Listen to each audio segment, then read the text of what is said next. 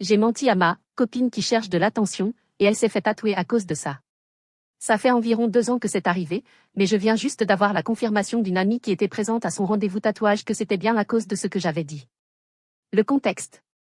Moi, 25 ans, j'ai rencontré Peggy, non fictif, 25 ans, grâce à une amie commune. Elle venait d'emménager dans l'appartement voisin d'une amie et a rapidement été intégrée à notre groupe d'amis. Presque immédiatement, j'ai senti que nous n'allions pas nous entendre à cause de certains compliments qui semblaient en réalité plutôt critiques, mais j'ai décidé de ne pas la juger trop vite et je l'ai invitée à une soirée jeu que je co-organisais avec une amie. Grosse erreur. Premier jeu, sardine. Pendant une partie de sardine un peu arrosée dans le noir, Peggy a fait semblant de tomber et a poussé ma tête contre une étagère. Comment je sais que c'était faux? Parce qu'elle me l'a avoué devant tout le monde en rigolant et en disant quelque chose comme « Je l'ai trouvé en premier, c'est pour ça que je t'ai poussé ». Deuxième jeu, King's Cup. Lors du moment, je n'ai jamais, Peggy m'a fait remarquer que j'avais divorcé. Normalement, ça ne m'aurait pas dérangé puisque tout le monde était au courant et m'avait soutenu, mais le problème était qu'elle essayait de me mettre en avant pour me faire honte. Le reste de la soirée, ce genre de comportement a continué. À la fin, j'étais convaincue qu'elle avait une sorte de rancune contre moi.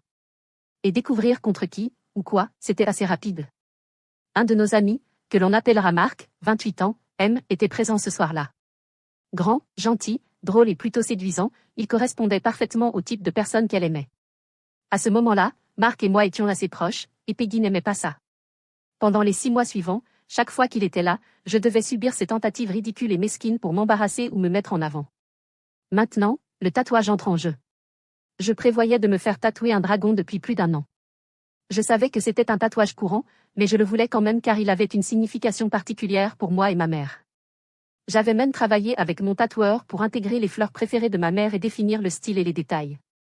1 mois avant mon rendez-vous, Peggy a entendu ma conversation avec une amie à ce sujet et a commencé à poser des questions.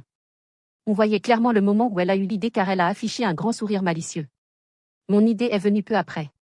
Quand elle m'a demandé où et quel genre de dragon je voulais, j'ai menti.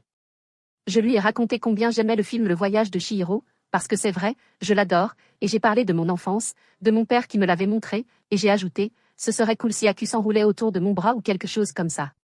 Pour info, Aku est un personnage du film qui se transforme en dragon.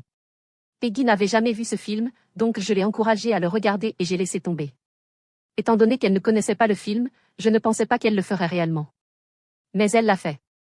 Et ce n'était pas juste un petit tatouage mignon, elle a suivi ma description exacte. Le tatouage est énorme. Personne se roulant par terre de rire pleure sonore. Quand elle me l'a montré 2 semaines plus tard, j'étais choquée.